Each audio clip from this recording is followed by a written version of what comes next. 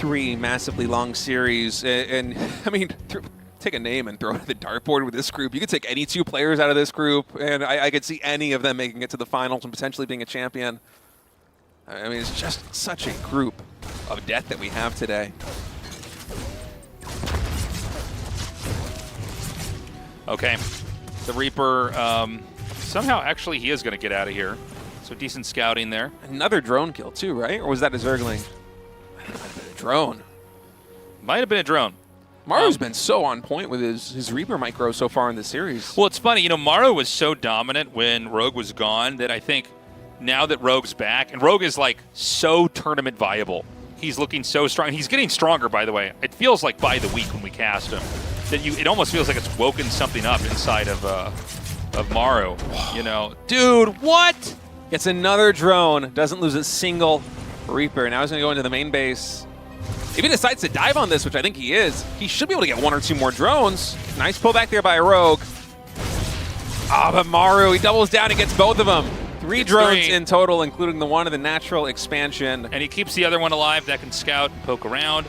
Layer starting. So, you know, a lot of times when I see the layer on 2 bases, I go, okay, this is a crazy cheese. But let's see if he does the Roach Ravager play again here. Keep in mind, he also went for a fast layer to go into the Mutalisk play last time. And Maru's made an adjustment from game 1 coming into this one. One of the reasons why I think he was so willing to part with those Reapers and trade them out for drones is that drone barely is able to throw it on the hatchery in time, is because there is no Hellion follow-up. He's not trying to use these Reapers for any period of time in the mid-game. He just wants to get early game value out of them. Oh, isolating another drone. It gets another drone. What is happening? What is happening? This is unheard of in a tournament match. So many drones have fallen to Reapers in this series. It is crazy. And I think the most that we had produced in a single game, if I'm not mistaken, has been 3. Just Maru is finding so much value out of these Reapers. And I wonder if him going for this transition, I was going to say if it's going to throw Rogue off guard. Look at what Rogue's going for now. It's Hydralisks this early on. What?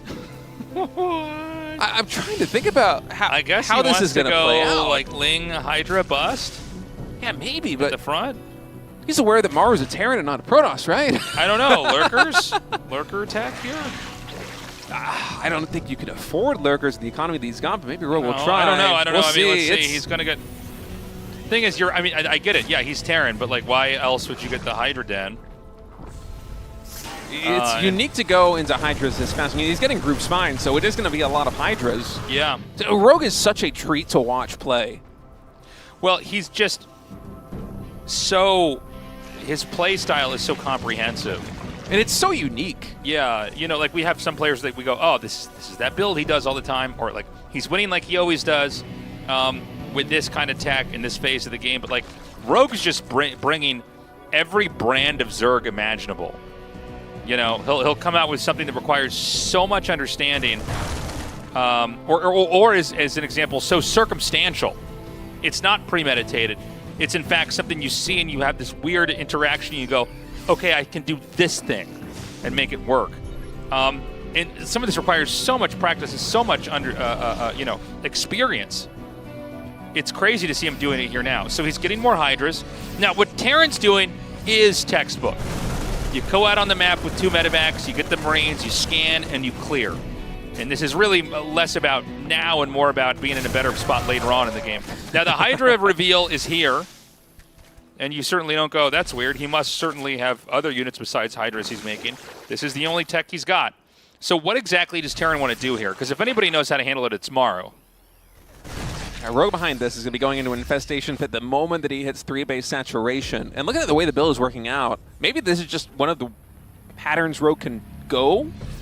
I phrase that so poorly. It's one of the patterns that he can take where he can tech up very quickly and also go for such a fast 3-base saturation, because he went up to 66 drones on the back of a dozen Hydralisks, and now he's taking a 4th base. In terms of investment, it feels like Rogue hasn't put too much money into Army and has still been able to begin taking up towards high with that Infestation Pit should he decide to go that way, while also really building his economy. Okay, the Hydras are going to come out again. Now, you know, the interaction that Hydras and Marines have is kind of funny because they're both very brittle. They both attack very fast. And he's going for Infestors. And he is going to go for lurkers. Okay. So he's going to move back. Again, Hydra's kind of slow off creep. Yeah, both Hydra upgrades are done now. Yeah. Behind this is going for double upgrades as well. This is the window for Maru to try and get some damage done with his superior upgrades. 1-1 already done here for Terran. But you have to be very careful. One Infestor dropping a Fungal on this army, and it is dead. Those Hydras will clean everything up. Oh! And there it is! There's the Fungal on everything! Oh my goodness! God. Even the medevac! One of them is going to fall, and that was a freebie for Rogue. That cost him energy and basically nothing else. Yep. Just wiped it. Terran's going to advance anyways. The strategy, it's been hatched now. He sees what it is. So the question is, how does Maru handle this? I think he wants to have a decent spread with both tanks and Marines. And Rogue's going to need a lot more links to try and usher this army away. It's hard to push into this position with just Hydras, their glass cannon units. The Siege Tank's getting a lot of damage done. I guess paired with a Fungal, again, you're able to take down a lot of these Marines, but you just see the damage these Siege Tanks are able to do. So Maru's going to continue inching forward. 1-1 upgrades now done for Zerg. More Hydras and Lings in production, a couple more Infestors as well, but I think this fourth base has to be evacuated. Rogue's army just doesn't have the tools it needs to deal with Siege Tanks specifically. He needs a lot more Lings. Yeah, I mean, the problem, though, is there's kind of a reason why we don't see this all the time. Like, it's got some pretty crazy ideas, but, like, Siege Tanks are pretty good. Marines, you know, they're going to heal up pretty nicely. The drones are going to be pulled. I'm not clear on what... There's a couple Lings down here. But this is over 30 drones killed. That's going to be a GG. Okay. Yeah, GG called. Well, Maru, he lost 2 medevacs worth of Marines. And still basically for free, and still killed Rogue with the follow-up push not a minute later. Yeah. I think that's one of the main weaknesses with the build that Rogue was going for, is that unless you have...